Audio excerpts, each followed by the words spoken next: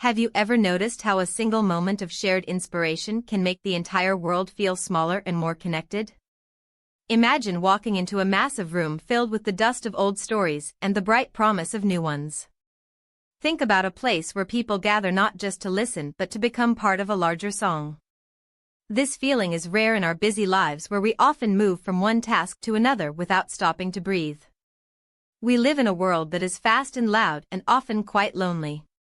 Yet when we find ourselves in a space designed for the exchange of big ideas, something deep inside us begins to change. We start to see that our own thoughts might have value beyond our own heads. We realize that a story told in a warehouse in a distant city can travel across oceans and touch a heart thousands of miles away. This is the magic of human connection when it is focused on the search for something better. It is not just about a stage or a spotlight. It is about the infectious energy that happens when we decide to pay attention to each other. We are currently living through a time where information is everywhere but true insight is hard to find.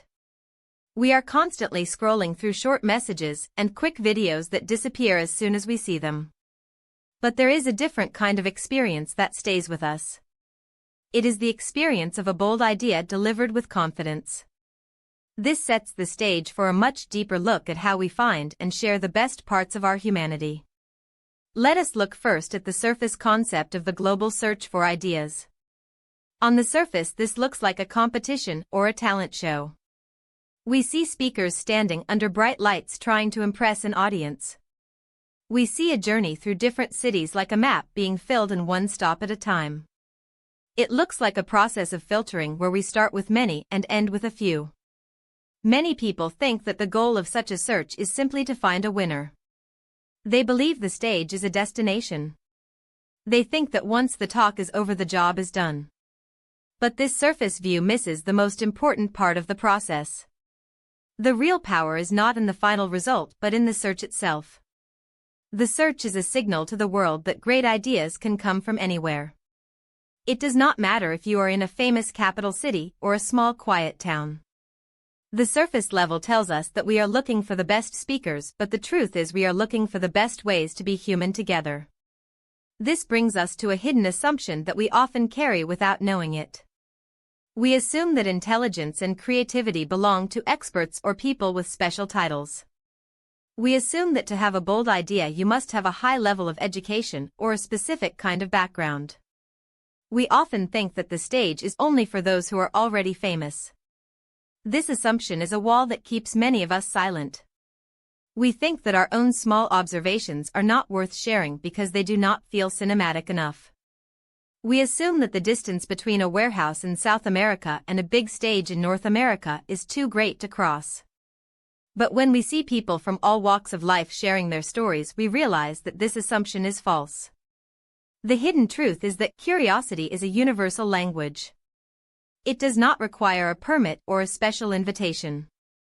The boldest ideas often come from the people who are simply brave enough to look at the world differently. We assume that an ending is just a stop, but in the world of ideas an ending is often just a transition into a new way of seeing. There is a structural pattern to how inspiration moves through a crowd. Think about the way music works. It starts with a single note or a single voice. Then others join in and suddenly the energy is infectious. This is a structural pattern of resonance. When an idea is truly good, it vibrates at a frequency that others can feel. We saw this in the way an audience can be taught to conduct a group. It is a shift from being a passive listener to being an active participant. This pattern shows us that leadership is not about standing in front of people and giving orders. True leadership is about creating a space where everyone feels they have a role to play. The structure of a great event is like a well-built house. It has a foundation of trust and walls made of shared values. The speakers are just the windows that let the light in. This pattern repeats in every city and on every stage. It is the pattern of the human spirit trying to find a way to express its joy and its concern for the future. It is a cycle of searching and finding and then starting the search all over again. This allows us to reframe our entire perspective on what it means to have an idea. Instead of seeing an idea as a static thing, we can see it as a seed. A seed is small and quiet, but it contains the potential for a massive tree. We can reframe the search for ideas as a global garden where we are all trying to help things grow. This perspective shifts the focus away from the individual speaker and toward the collective benefit. When we watch a talk, we are not just watching a person. We are watching a seed being planted in our own minds. This reframing helps us realize that we are all part of the same journey. We are all nostalgic for the moments when we felt truly alive and connected. By seeing the world this way, we no longer feel like we have to return to a boring real life. Instead, we bring the cinematic energy of the stage into our daily routines. We realize that real life is the stage where our ideas actually have to work. This perspective turns every interaction into a chance to be bold and every conversation into a chance to be memorable. We can apply this to our daily lives by looking for the cinematic moments in our own backyards. You do not need a massive warehouse or professional props to make your life feel meaningful. You can start by listening to the music in your own streets. You can apply the lesson of the conductor by looking at your own work or your own family and asking how you can help everyone move in harmony. This is about finding the infectious energy in small things.